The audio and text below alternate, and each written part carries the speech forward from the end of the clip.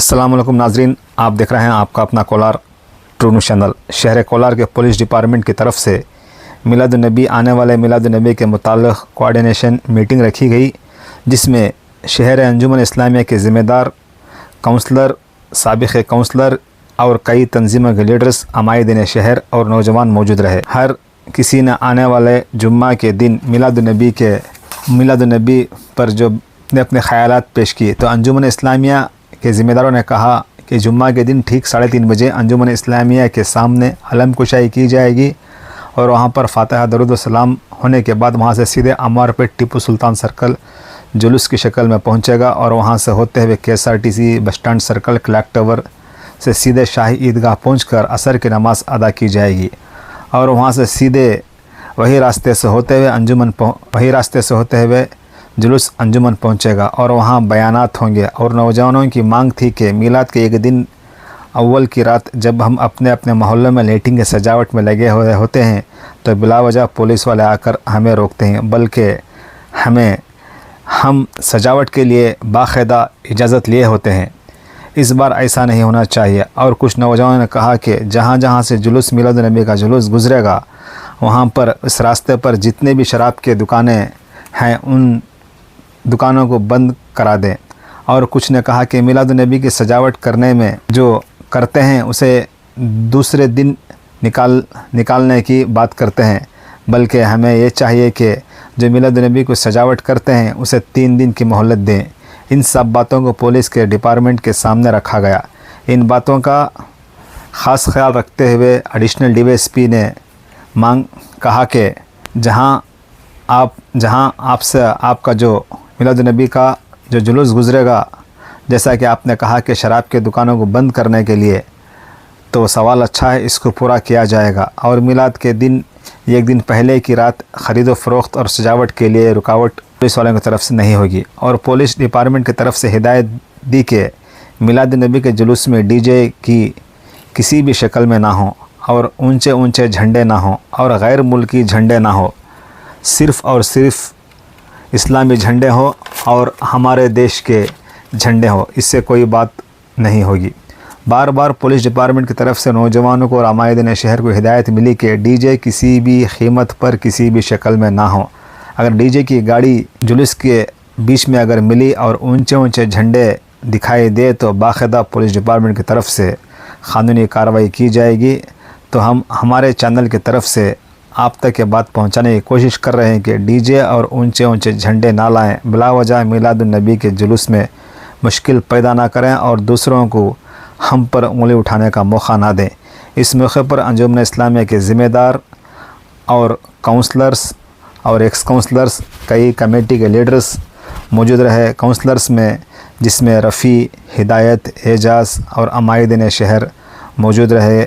तो आप देख सकते हैं वहाँ के तस्वीरात, जो अमायदीन शहर और पुलिस डिपार्टमेंट के बीच जो ऑर्गेनाइज कोऑर्डिनेटर मीटिंग रखी गई, उसके तस्वीरात आपके अपने चैनल की तरफ से।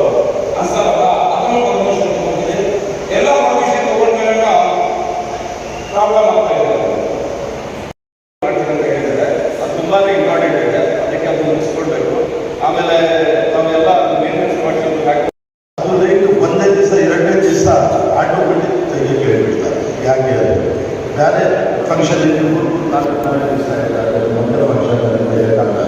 ಸರ್ ಇಲ್ಲ ಒಂದು ಅಪ್ಪ ಅಮ್ಮ ವರ್ಷಕ್ಕೊಂದ್ಸಲಿ ಬರೋದು ಆವತ್ತು ನೈಟ್ ನೀವು ಫ್ರೀ ಕೊಡಿ ಸರ್. ಯಾಕಂತ ಹೇಳಿದರೆ 11 ಗಂಟೆಗೆ ಆಗಲಿ ಮಾಡೋದು ಬರೋದು ಬಿಡಿಯೋದಿಲ್ಲ, 2 ಗಂಟೆಗೆ ರಾತ್ರಿ 2 ಗಂಟೆ ಯಾಕಂದರೆ ಹಬ್ಬಕ್ಕೆ ಎಲ್ಲ ನೋಡೋದಿದ್ದಾರೆ. ನಮಗೆ ಅವಕಾಶ ಸಿಕ್ಕಿದೆ. ಈ ಅವಕಾಶಕ್ಕೆ ನಮ್ಮ ಜಿಲ್ಲಾ ಪೊಲೀಸ್ ವರ್ಷದ ಈದ್ ಮಿಲಾದುನ್ನಬಿ ನಾವು ಒಂದು ಮಾರ್ಗದರ್ಶಿಯಾಗಿ ಆಚರಣೆ ಮಾಡಬೇಕು ಅಂತ ನಾವೆಲ್ಲ ನಿರ್ಧಾರ ಹೌದಾ. ಜಶ್ನೆ ಮಿಲಾದುನ್ನಬಿ ನಮ್ಮ 5ನೇ ತಾರೀಕು ಬರ್ತಾ ಇದೆ. ಅವತ್ತು ವರ್ಷಕ್ಕೊಂದ್ಸತಿ ಹಬ್ಬ ಬರ್ತದೆ. ಅವತ್ತು 2 ಹಬ್ಬ ನಾವು ಮಾಡೋದು. ಪ್ರತಿ ಶುಕ್ರವಾರ ನಮ್ಮದು ಹಬ್ಬ ಬರ್ತದೆ.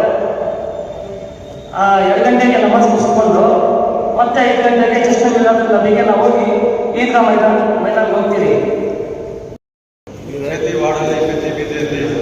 ಸೆಲೆಬ್ರೇಷನ್ ಮಾಡೋದು ಮೀಟಿಂಗ್ ಮಾಡೋದು ದಯವಿಟ್ಟು ನಿಮ್ಮ ಹತ್ರ ರಿಕ್ವೆಸ್ಟ್ ಏನಂದರೆ ಸ್ವಲ್ಪ ನಮ್ಮ ಬೀದಿಯಲ್ಲಿ ನಮ್ಮ ಇದರಲ್ಲಿ ಮಾಡ್ತಾರೆ ಸ್ವಲ್ಪ ಪ್ರಾಫಿಟ್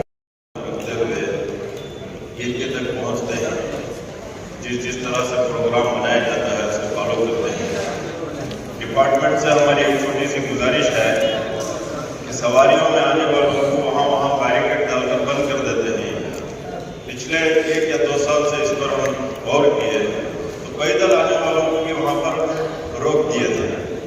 ऐसी 2-3 जगह से शिकायत आई तो उस पर तवज्जो डिपार्टमेंट से चाहता हूँ कि पैदल आने वालों को कोई रास्ता भी ना रोके तो बेहतर है। कई सालों से मैं ये मीटिंग देखता आ रहा हूँ कि पहले जो है डीसी ऑफिस में मीटिंग बिरादरों ने वतन को भी ऐसे मौके पर बुलाया जाता था जो मीटिंग साला मिला शरीफ की तमाम को एडवांस में मुबारकबादी पेश करता हूँ। मेरी एक फिक्र है ये शायद ये गुजारिश हमारे काउंसलर साहब इससे पहले मेरे पहले बताए थे जो झंडा घुमाने का है मैं डिपार्टमेंट से गुजारिश नहीं करता, हमारी जिम्मेदारी है मोहब्बत से नौजवानों को जो हमारे हुजूर का नाम है अल्लाह का पाक नाम प्रकट करने के लिए बुलाया गया है। दारू दुकाना परमिशन क्या चाहिए वो बोल लेना है, सुन लीजिए।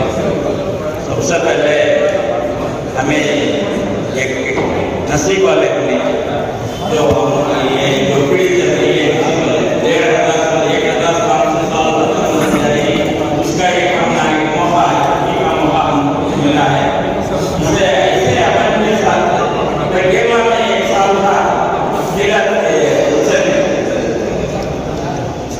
लाइन से लोग एक के पीछे 3-4 लाइन बनाकर जा रहे थे। बीच में गाड़ियाँ हैं तो रोक कर गाड़ी को भी रास्ता दे रहे थे। हमें रोकना अगर नहीं करे तो बोला ऐसा मान के साथ करके पूरे स्टेट के हमें मिसाल बन सकते हैं। ये कोशिश से हर एक जबान पर ये सब चीज़ें जो हमने इजाजत दी नहीं है कि चीज़ों को हमें दूर कर हमें हुकूमत का भी और डिपार्टमेंट का भी ताउन लेकर हमें अमन के साथ ये इसका कार्रवाई को अंजाम देना और इससे है ना अमन का एक प्रयास हमें नजरों में देना करके ये काम हेलमेट काट कर हमें करें तो बेहतर रहता है। वो मैं ಎಷ್ಟಾದರೂ ಡೆಕೋರೇಷನ್ ಮಾಡಿ ಎಷ್ಟಾದರೂ ವಿಜೃಂಭಣೆ ಆಚರಿಸಿ ಆದರೆ ಕಾನೂನು ಚೌಕಟ್ಟಲ್ಲಿರಬೇಕು. ಇದು ಪೀಸ್ ಕಮಿಟಿ ಮೀಟಿಂಗ್ ಅಲ್ಲ, ಇದು ಆರ್ಗನೈಸಿಂಗ್ ಕಮಿಟಿ ಮೀಟಿಂಗ್ ಅಷ್ಟೇ ನಾವು ಮಾಡ್ತಾ ಇರೋದು.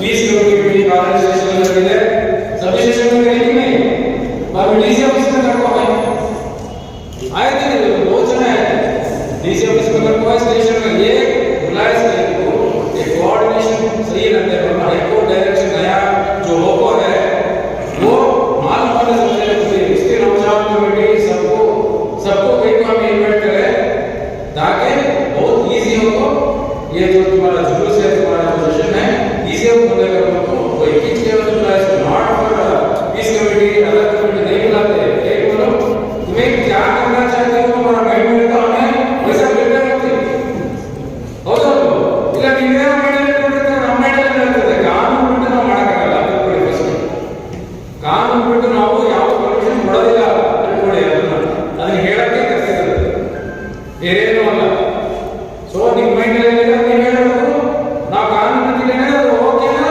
ಇಲ್ವಾ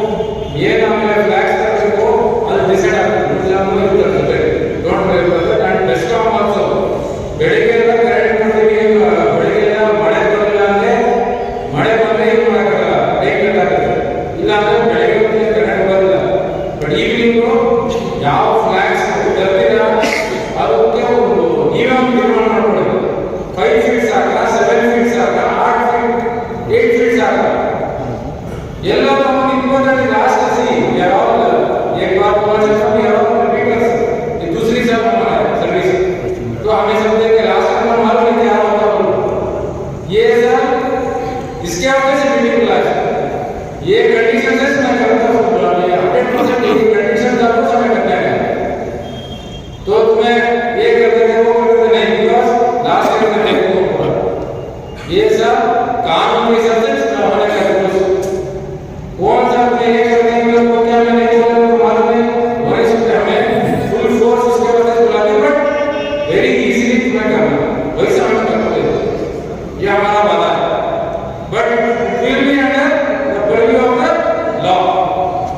वो शोर को हम करने के हमें मौका देते नहीं मैं क्या बोलूँ मैं नहीं छोड़ते वो समझ लेते हैं बस उसके वास्ते कटआउट्स बाद में जो बैनर्स वो दो इंस्पेक्टर ने डिसाइड करके मुझे बताते बाद में फाइल होगा या बोला कमिश्नर ऑफ बोला कमिश्नर को बुला देते हैं ये हमारा जानकारी हासिल करने से मीटिंग क्लास है तो उसकी 4 days अगले होता है सो तुमने इजी होना सुबह जो हमारा सेकंड में शुरू हुआ था सभी तहसीलदार का मोस्टली ये तहसीलदार है रोल पे लगेगा तहसीलदार को अलग इनका क्या नाम मार्कर में लगा हुआ है करेगा ये मार्कर का जुड़े मेरा मैं बोलो क्या लोग यहां पर कोई भी मार्कर को बोले तो हम लोग मेरे का ये भी ला बुढ़वा के सर्दी में कैसे करते हैं वो लगा मार्कर स्टोर मार्कर लगा तो देवर करे को मिला करे को मिला तो इल्ली देने अಷ್ಟು ಮಾತ್ರ ಮಾಡೋಣ